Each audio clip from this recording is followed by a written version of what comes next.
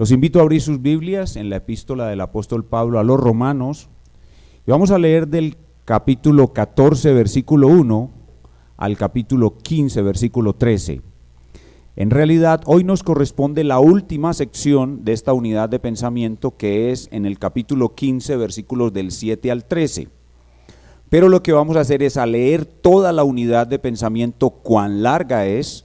Vamos a repasar lo que ya hemos visto y vamos a insertar las cosas nuevas que nos trae esta última sección 15 del 7 al 13. Así que comencemos con la lectura de la palabra de Dios. Muy atentos, por favor, es una sección larga, requiere vuestra atención.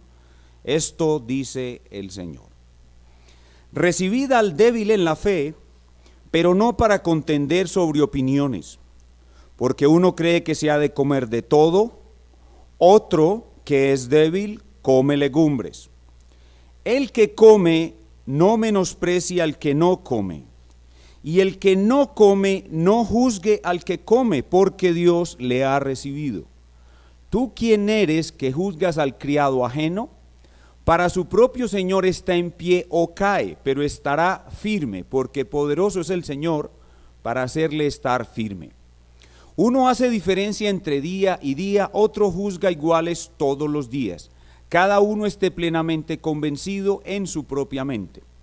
El que hace caso del día lo hace para el Señor, el que no hace caso del día para el Señor no lo hace. El que come para el Señor come porque da gracias a Dios, y el que no come para el Señor no come y da gracias a Dios. Porque ninguno de nosotros vive para sí y ninguno muere para sí. Pues si vivimos, para el Señor vivimos, y si morimos, para el Señor morimos. Así pues, sea que vivamos o que muramos, del Señor somos. Porque Cristo para esto murió y resucitó y volvió a vivir, para ser Señor, así de los muertos como de los que viven. Pero tú, ¿por qué juzgas a tu hermano? O tú también, ¿por qué menosprecias a tu hermano? Porque todos compareceremos ante el tribunal de Cristo, porque escrito está: vivo yo, dice el Señor, que ante mí se doblará toda rodilla y toda lengua confesará a Dios. De manera que cada uno de nosotros dará a Dios cuenta de sí. Así que ya no nos juzguemos más los unos a los otros, sino más bien decidid no poner tropiezo u ocasión de caer al hermano. Yo sé y confío en el Señor Jesús que nada es inmundo en sí mismo, mas para el que piensa que algo es inmundo, para él lo es. Pero si por causa de la comida tu hermano es contristado, ya no andas conforme al amor. No hagas que por la comida tuya se pierda aquel por quien Cristo murió. No sea pues vituperado vuestro bien, porque el reino de Dios no es comida ni bebida, sino justicia, paz y gozo en el Espíritu Santo. Porque el que en esto sirve a Cristo agrada a Dios y es aprobado por los hombres. Así que sigamos lo que contribuye a la paz y a la mutua edificación. No destruyas la obra de Dios por causa de la comida. Todas las cosas a la verdad son limpias, pero es malo que el hombre haga tropezar a otros con lo que come. Bueno es no comer carne ni beber vino, ni nada en que tu hermano tropiece, o se ofenda, o se debilite. ¿Tienes tu fe? Tenla para contigo delante de Dios. Bienaventurado el que no se condena a sí mismo en lo que aprueba. Pero el que duda sobre lo que come es condenado porque no lo hace con fe, y todo lo que no proviene de fe es pecado. Así que los que somos fuertes debemos soportar las flaquezas de los débiles y no agradarnos a nosotros mismos. Cada uno de nosotros agrade a su prójimo en lo que es bueno para edificación. Porque ni aun Cristo se agradó a sí mismo, antes bien, como está escrito, los vituperios de los que te vituperaban cayeron sobre mí. Porque las cosas que se escribieron antes para nuestra enseñanza se escribieron, a fin de que por la paciencia y la consolación de las Escrituras tengamos esperanza. Pero el Dios de la paciencia y de la consolación os dé entre vosotros un mismo sentir según Cristo Jesús, para que unánimes a una voz glorifiquéis al Dios y Padre de nuestro Señor Jesucristo. Por tanto, recibíos los unos a los otros como también Cristo nos recibió para gloria de Dios. Pues os digo que Cristo Jesús vino a ser siervo de la circuncisión para mostrar la verdad de Dios, para confirmar las promesas hechas a los padres y para que los gentiles glorifiquen a Dios por su misericordia, como está escrito: por tanto yo te confesaré entre los gentiles y cantaré a tu nombre. Y otra vez dice: alegraos, gentiles, con su pueblo. Y otra vez: alabad al Señor todos los gentiles y magnificadle todos los pueblos. Y otra vez dice Isaías: estará la raíz de Isaí y el que se levantará a regir los gentiles esperarán en él. Y el Dios de esperanza os llene de todo gozo y paz en el creer, para que abundéis en esperanza por el poder del Espíritu Santo. El contexto de nuestro pasaje es responder a la pregunta: ¿cómo debemos vivir entonces los que hemos creído en el Evangelio invicto? Los que tenemos una salvación totalmente segura, los que hemos sido justificados por la fe sola. ¿Cómo debemos vivir entonces? Y eso es lo que empezó a responder el Espíritu Santo desde el capítulo 12. Debemos vivir en una total consagración del cuerpo y la mente. Debemos vivir en humildad, sirviéndonos los unos a los otros con los dones que el Señor nos ha dado. Debemos vivir en amor fraternal no fingido para con los creyentes y en amor para con los no creyentes. Debemos vivir cumpliendo nuestras obligaciones públicas, sometiéndonos a toda autoridad, y nuestras obligaciones privadas, las cuales están basadas en la ley moral de Dios y motivadas por la segunda venida de Cristo. Debemos vivir aceptando nuestro presente, pues viene de Dios, pero poniendo nuestra mirada en nuestro futuro, pues tenemos la seguridad de un buen final. Y dentro de ese amor fraternal no fingido, que nosotros los hermanos en la fe nos debemos los unos a los otros, hay un asunto especial, que es lo que trata nuestro tema, nuestro texto: las diferencias de conciencia que tenemos entre nosotros los cristianos en conductas que la Biblia ni condena ni ordena, cosas neutras, cosas adiáfora o cosas indiferenciadas. Dichas diferencias de conciencia nos clasifican como creyentes débiles o fuertes. La palabra débil o fuerte nada tiene que ver con la madurez del creyente, solo con la instrucción de la conciencia. Los débiles son los que no tienen libertad cristiana, libertad de conciencia, los que creen que son pecado ciertas conductas que en realidad no lo son. En la iglesia de Roma eran los creyentes de trasfondo judío que seguían atados a la ley ceremonial judía. Y los fuertes son los que sí tienen libertad de conciencia, los que saben que Cristo los hizo libres de dicha ley ceremonial y de todo cargo de conciencia innecesario. Y en la iglesia de Roma eran los creyentes convertidos de otras naciones. El amor fraternal no fingido entonces debe ser mostrado también en la tolerancia de esas diferencias, en la instrucción de la conciencia entre creyentes, para poder mantener la unidad de la iglesia, algo muy, muy importante para nosotros. El tema pues de nuestro pasaje es el mandato del amor fraternal no fingido entre creyentes, aplicado al terreno de las diferencias de conciencia en cosas neutras. En otras palabras, el amor y la libertad de conciencia entre los justificados por la fe sola. Y el título que le hemos dado a nuestra exposición en esta mañana es Libertad de conciencia en el Evangelio invicto 3 o tercera parte. 3 o tercera parte porque hemos visto dos enseñanzas anteriores en toda esta sección. La primera la di yo, la segunda el hermano Lisandro y la tercera la estoy dando yo esta mañana. ¿Qué tan importante será este tema que el apóstol Pablo le dedica tantos versículos?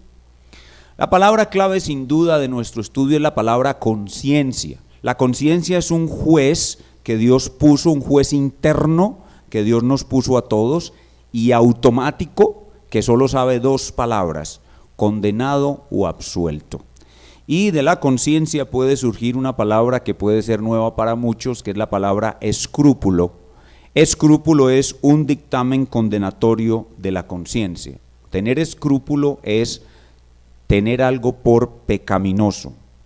Y en nuestro pasaje vemos 4 enseñanzas esparcidas por todo el pasaje sobre libertad de conciencia. 4 enseñanzas esparcidas por todo el pasaje sobre la libertad de conciencia. 4. Primero, mandatos sobre libertad de conciencia.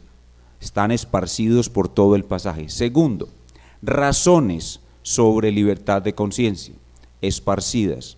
Tercero, ejemplos. Estos ejemplos están en 14.2 y 14.5 y 6. Ejemplos de libertad de conciencia. Y finalmente, deseos apostólicos relacionados con libertad de conciencia. 15 del 5 y 6 y 15.13. 4 cosas pues: mandatos, razones, ejemplos y deseos apostólicos sobre la libertad de conciencia. Este pasaje fue escrito en el siglo I, pero es una carta de navegación para la iglesia de todos los siglos. Lo que vamos a hacer entonces es a ir repasando lo que ya hemos visto y vamos a insertar lo nuevo que nos trae la última sección, que es 15 del 7 al 13. Comencemos repasando. Primero, mandatos sobre libertad de conciencia. Mandatos. En la primera enseñanza vimos 2 mandatos, uno para cada uno para el fuerte y uno para el débil. Primero, el mandato para el fuerte. Al fuerte, Dios le dice: recibe al débil. Es decir, acéptalo como miembro, ámalo y debes demostrárselo de la siguiente manera. Veamos otra vez 14.1. Este es el mandato de Dios para el fuerte. Recibid al débil en la fe y demuéstraselo de esta manera, pero no para contender sobre opiniones. También vimos en este mandato, que es muy importante para el fuerte, no menospreciar al débil. Verso 3. El que come, ese es el fuerte, no menosprecie al que no come. Entonces, recíbelo, no lo menosprecies y lo más importante, decide nunca ponerle tropiezo u ocasión de caer. Veamos el verso 13. Así que ya no nos juzguemos más los unos a los otros, sino más bien decidid, aquí viene el mandato para el fuerte, no poner tropiezo u ocasión de caer al hermano. Yo sé y confío en el Señor Jesús que nada es inmundo en sí mismo, mas para el que piensa que algo es inmundo, para él lo es. Pero si por causa de la comida tu hermano es contristado, ya no andas conforme al amor, el mandato es el amor, no hagas que por la comida tuya se pierda, no es perder la salvación, es extraviarse, aquel por quien Cristo murió, no sea pues vituperado vuestro bien. Así que el fuerte debe recibir al débil, debe no menospreciarlo y de ninguna manera debe causarle tropiezo, haciendo lo que él sabe que es lícito delante del hermano débil. En los versículos 20 al 23 se repite la misma idea, solo vamos a mirar el versículo 22 y voy a presentarles una paráfrasis de ese versículo. 22. ¿Tienes tú fe? Tenla para contigo delante de Dios. Bienaventurado el que no se condena a sí mismo en lo que aprueba. Escuchen mi paráfrasis de este pasaje. 22. ¿Tienes tú libertad de conciencia? Ahí la palabra fe significa libertad de conciencia. ¿Tienes tú libertad de conciencia? Disfrútala en privado. Tenla para contigo mismo delante de Dios.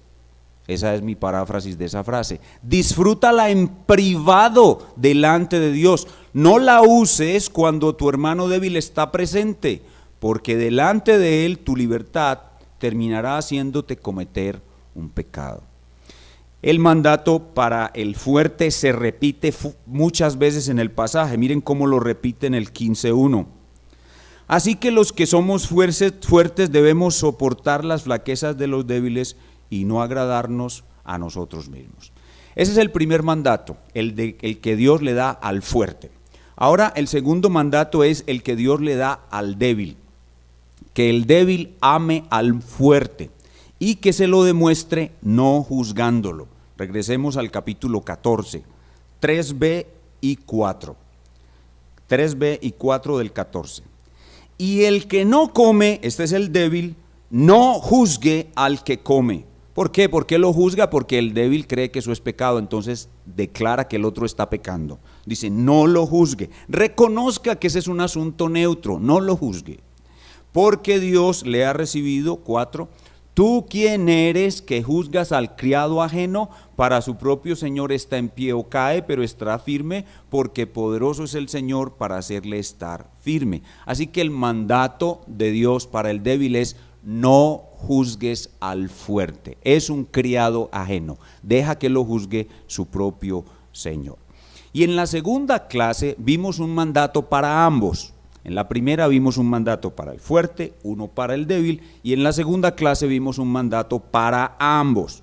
El mandato para ambos está en 14:19 y 15:2. Veamos 14:19. Así que sigamos lo que contribuye a la paz y a la mutua edificación. Y 15:2. Cada uno de nosotros agrade a su prójimo en lo que es bueno para edificación. El mandato para ambos es seguid lo que contribuye a la paz y a la mutua edificación. Es decir, que cuando estamos en una reunión de compañerismo cristiano y voy a hacer algo o a decir algo en medio de los hermanos, tengo que preguntarme, ¿esto que voy a hacer o a decir edifica a mi hermano?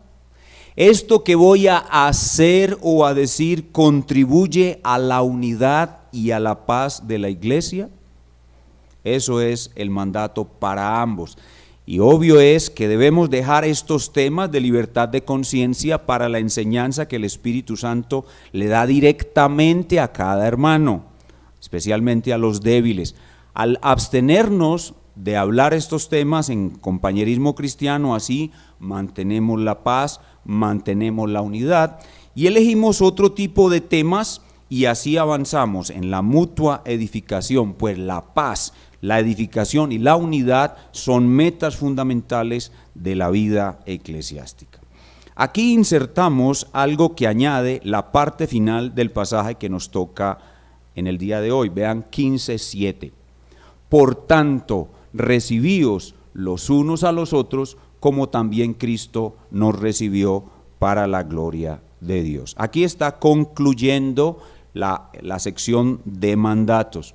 Y con esta frase, recibíos, está englobando todo lo que ha dicho. Recibíos, tal como lo dijo en 14:1 y 14:3.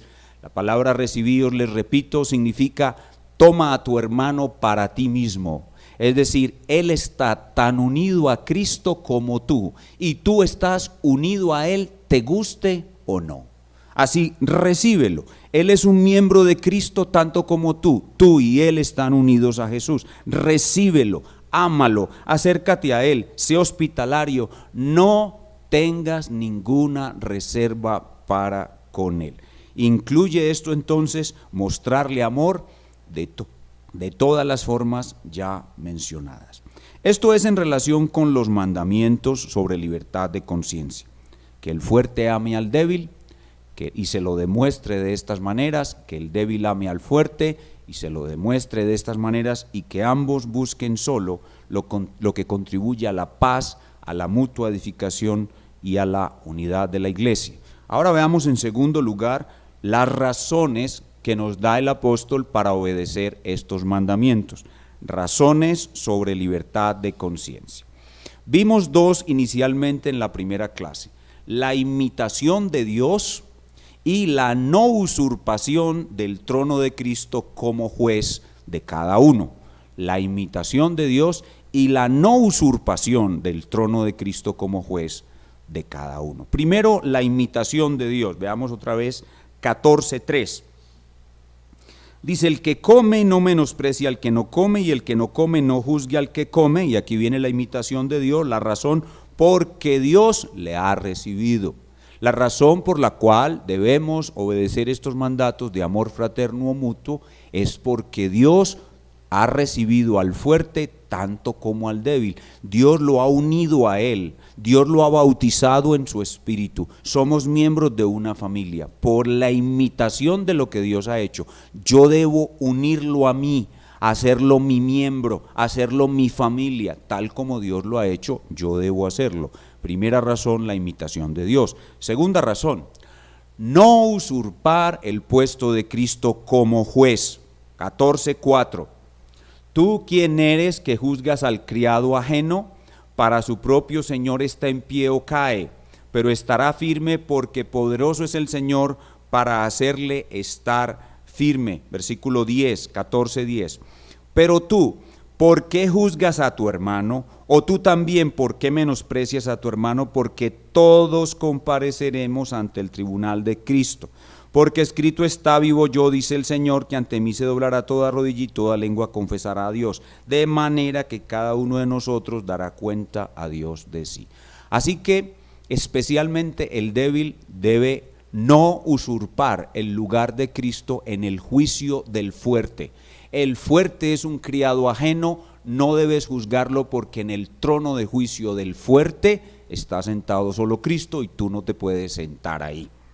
Cosa muy diferente si el débil ve al fuerte cometer un pecado, una violación de la ley de Dios. No estamos hablando, esto de usurpar el trono de Cristo es solo con cosas neutras. Cuando hay una violación de la ley de Dios, el débil debe cumplir el protocolo de Mateo 18 del 15 al 17.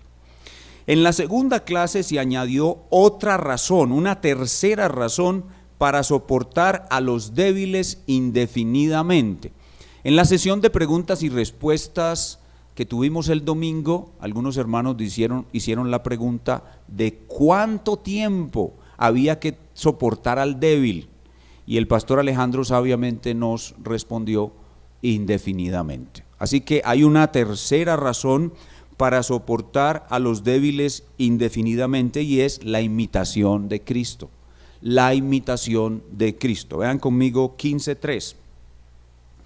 Porque ni aun Cristo se agradó a sí mismo, antes bien como está escrito, los vituperios de los que te vituperaban cayeron sobre mí. ¿Cuánto tiempo tiene que soportar Cristo los pecados que nosotros cometemos todos los días hasta que nos muramos? ¿Cuánto tiempo tenemos que soportar los fuertes a los débiles hasta que nos muramos nosotros o el débil? Indefinidamente. Imitamos al Señor Jesucristo, así como Él nos soporta y soportó tantos reproches para poder salvarnos, así también nosotros soportamos a los débiles. Pastor, pero es que eso es muy duro, muy difícil. Pero el apóstol continúa diciendo, para eso tenemos las escrituras que nos consuelan. Versículo 4. Porque las cosas que 15:4, porque las cosas que se escribieron antes para nuestra enseñanza se escribieron a fin de que por la paciencia, la escritura te da paciencia para soportar al débil, y la consolación de las escrituras, la escritura te da consolación para soportar al débil, tengamos esperanza.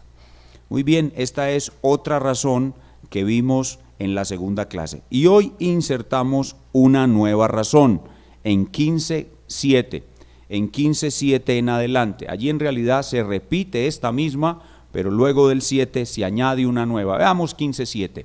Dice, por tanto recibidos los unos a los otros, como también Cristo, ahí está la tercera razón, y es la imitación de Cristo, nos recibió para gloria de Dios. Pero luego del versículo 8, añade una razón nueva para que nosotros podamos soportar al débil y el débil pueda no juzgar al fuerte. Esta cuarta razón se dirige especialmente a los débiles de origen judío, dándoles una poderosísima razón para amar a los creyentes de otras naciones, o sea, a los fuertes.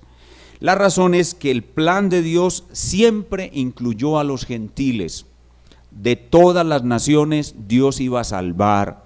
Como le dijo Dios a Abraham, en ti serán benditas todas las naciones de la tierra. Así que cuando los judíos se convirtieron a Cristo, ellos todavía estaban afectados de cierto exclusivismo judío. Cuando los israelitas se convirtieron a Cristo, ellos todavía continuaron afectados de cierto exclusivismo judío, y ese cierto exclusivismo judío los hacía tener una actitud de cierta distancia con los fuertes, es decir, con los creyentes de otras naciones. Aquí Pablo les dice a sus compatriotas creyentes cuál es el verdadero plan de Dios, y que el plan de Dios nunca fue el exclusivismo, sino que en la mente, cuando Cristo vino a salvar no solamente a judíos, sino que también en su mente y en su corazón sabía que Él había venido a salvar a no judíos. Veamos el versículo 8 al 12 otra vez. Pues os digo que Cristo Jesús vino a ser siervo de la circuncisión de los judíos para mostrar la verdad de Dios. Dios la había anunciado así, para confirmar las promesas hechas a los padres, y para que, también estaba incluido en el plan de Dios, los gentiles glorifiquen a Dios por su misericordia.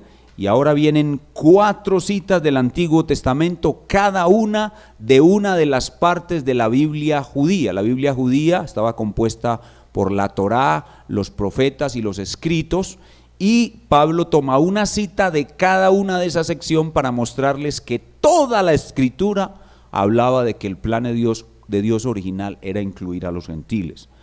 Viene una primera cita: por tanto yo te confesaré entre los gentiles y cantaré a tu nombre. Esta cita es de los Salmos. Y otra vez dice: alegraos gentiles con su pueblo. Esta cita es de la ley. Y otra vez, alabad al Señor todos los gentiles y magnificadle todos los pueblos. Otra cita de los Salmos.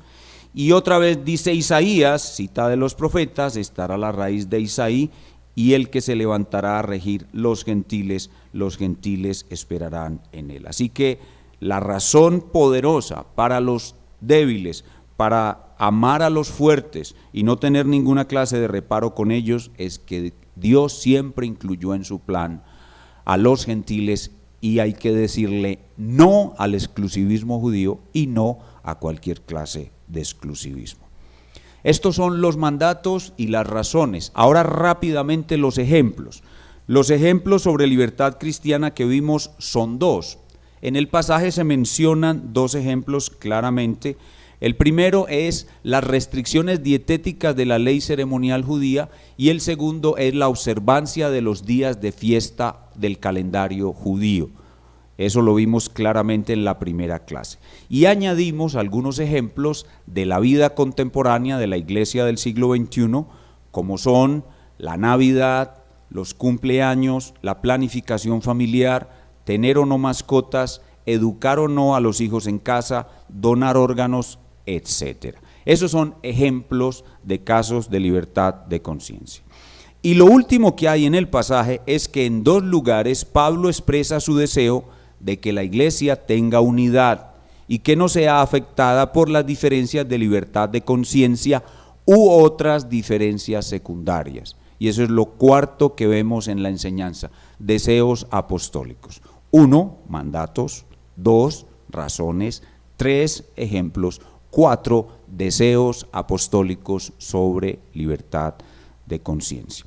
El primer deseo apostólico ya lo vimos en la segunda clase, capítulo 15, versículos 5 y 6, volvámoslo a leer.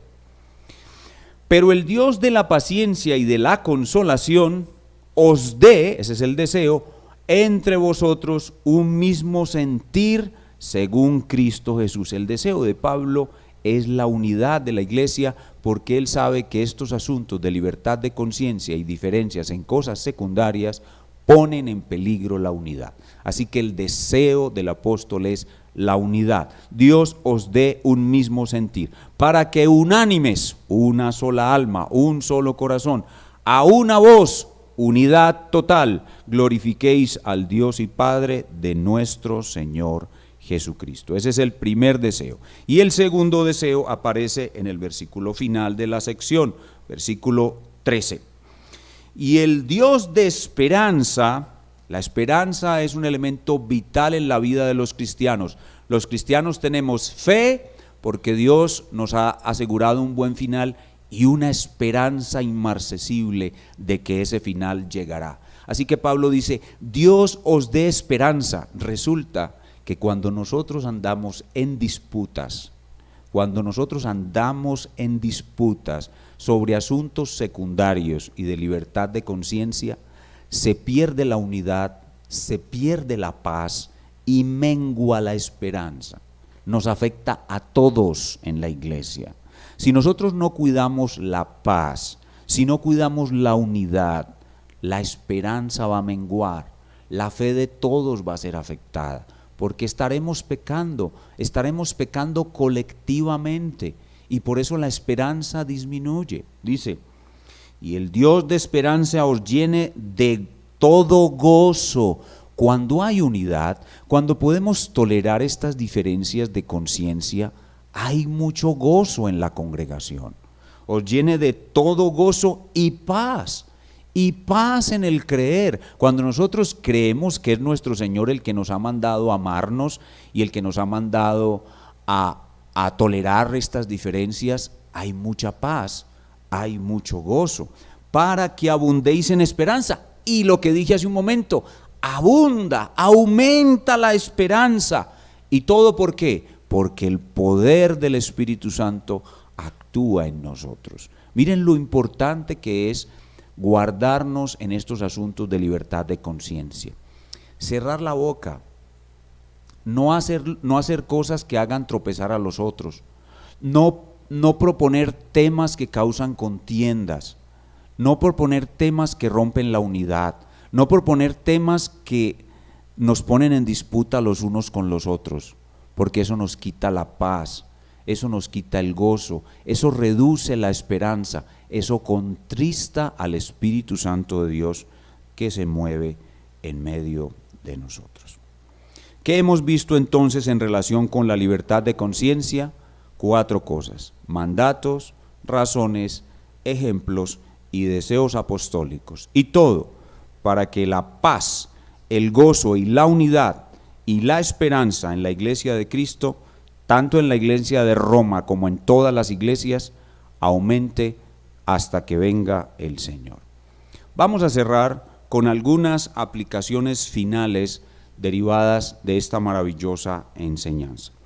Primera aplicación final: el amor fraternal no fingido evitará las divisiones entre nosotros por asuntos secundarios. El amor fraternal no fingido evitará las divisiones entre nosotros por asuntos secundarios. Hermanos, cuando nosotros venimos a la iglesia de Cristo, hay algunas cosas naturales que son secundarias y que tienden a dividirnos. Y debemos estar muy atentos a esas cosas y eliminarlas, ponerles un freno, no permitir que nos dividan. Algunos ejemplos de cosas naturales secundarias, además de la libertad de conciencia, que pueden dividirnos. La cultura. En la iglesia del Señor Jesucristo deben convivir en perfecta armonía y unidad los paisas, los bogotanos y los costeños. Ninguna forma de cultura, incluso hasta los extranjeros, deben sentirse muy amados y aceptados en cualquier iglesia de Cristo. El nivel económico tiende a dividirnos, pero una de las cosas más hermosas en la iglesia del Señor Jesucristo es que vemos que el patrón le sirve a la empleada. En la iglesia nuestra, por ejemplo, hay hermanos que son patrón y empleado o patrón y empleada, y es muy bonito ver, por ejemplo, cómo en el tiempo del refrigerio el patrón le lleva el refrigerio a la empleada. Eso es muy bonito y eso es lo que tiene que suceder en la iglesia de Cristo. El nivel económico no puede dividirnos entre nosotros. ni tampoco el nivel educativo. En la iglesia de nosotros hay algunos hermanos muy educados, hay algunos que son casi científicos y otros que ni siquiera terminaron la primaria. Entonces, el nivel educativo no debe de dividirnos. También preferencias. En la iglesia hay diferentes preferencias de todo tipo y cuando ya entramos en un compañerismo cristiano que se descubren esas preferencias y las preferencias de mi hermano no son como las mías, nada de eso puede dividirnos. Algunas tradiciones, hay tradiciones familiares que podrían llegar a causar esta clase de división entre nosotros. Las diferencias de edad. Las generaciones antiguas deben convivir en perfecta armonía y amor con las generaciones contemporáneas. Así que los más viejos entre la congregación no debemos decir, estos millennials no se los soporta nadie. No, de ninguna manera. Las generaciones no deben ser causa de división entre nosotros. Lo mismo las ideas políticas. Cuando llega la época de elecciones en nuestra congregación, se nota cierta tensión entre los uribistas y los antiuribistas. En una iglesia del Señor Jesucristo no deben dividirnos las ideas políticas y debemos convivir en perfecto amor y unidad los uribistas y los antiuribistas. ¿Por qué? Porque la cruz tiene más poder para unirnos que nuestras diferencias naturales para separarnos. ¿Cuántos dicen amén? La cruz tiene más poder para unirnos que nuestras diferencias naturales para separarnos. Hermanos, ¿entendemos la importancia de este asunto? Identifiquemos pues la importancia de este asunto en nuestra iglesia y actuemos en conformidad con ese amor fraternal no fingido que se nos manda a tener aquí. Busquemos lo que conduce a la paz y la mutua edificación. Y nosotros los pastores, y bueno, todos en general, podemos identificar quiénes son los hermanos débiles. Y hay que prestar mucha atención porque los hermanos débiles tienden al legalismo. Y debemos identificar quiénes son los hermanos fuertes. Y hay que prestar mucha atención porque los hermanos fuertes tienden al libertinaje. Y nosotros los pastores no vamos a permitir ni lo uno ni lo otro, ni Morales ni Libertini. Ese es el título de una serie que predicamos hace no mucho tiempo, Morales y Libertini, donde hablábamos sobre el legalismo y el libertinaje, dos inquilinos muy indeseables en la iglesia. La Reforma, las iglesias de la Reforma, estamos amenazadas por el legalismo. El legalismo es el enemigo más poderoso de la Reforma. Y por estos días está muy fuerte. Los pastores, hace poco promulgamos una circular pastoral, la circular pastoral número 001, y quiero decirles que algunos hermanos, a raíz de esa circular pastoral, donde los pastores le cerramos la puerta al legalismo, algunos hermanos ya se retiraron de la iglesia porque estaban siguiendo ciertas tendencias legalistas y chocaron con la circular pastoral. Entonces nosotros, los pastores, debemos cerrarle la puerta al legalismo, pero tampoco vamos a permitir que los fuertes nos arrastren al libertinaje. Una segunda aplicación, y es que no debemos abandonar la membresía de la iglesia por causas no bíblicas. No debemos abandonar la membresía de la iglesia por causas no bíblicas. Algunos hermanos tienen ciertos problemas dentro de la iglesia o problemas familiares y muy rápidamente llegan a la conclusión de que lo mejor para evitar este problema es renunciar a la membresía de la iglesia. No, hermanos, si no es una causa bíblica, debes permanecer en la membresía de la iglesia y esperar pacientemente en el Señor las actuaciones del Consejo de Ancianos. Al Señor Jesucristo le ha costado mucho plantar una iglesia bautista, reformada, confesional, histórica en la ciudad de Medellín y te la ha dado como un regalo. Tú no debes renunciar a su membresía fácilmente por un asunto secundario. Tercera aplicación es responder a la pregunta: ¿por qué el amor fraternal no fingido no fluye más abundantemente entre nosotros? ¿Por qué el amor fraternal no fingido no fluye más abundantemente entre nosotros? Y la respuesta es porque algunos no han mortificado completamente alguno o algunos de sus pecados. Si tú no mortificas completamente alguno o algunos de tus pecados, el amor no va a fluir en ti. Si no salimos del corazón dividido, si continuamos amando mucho nuestra propia vida y amando la vida presente, si seguimos en el corazón dividido, el amor nunca va a fluir poderosamente en nosotros. Si no avanzamos en humildad, si no morimos al orgullo, el amor nunca se mueve donde hay orgullo, nunca fluye donde hay orgullo. Y lo mismo si no salimos de la poca fe, si continuamos siendo creyentes de poca fe, creyentes que somos derrotados constantemente por el miedo, el amor fraternal no fingido no va a fluir poderosamente desde tu corazón.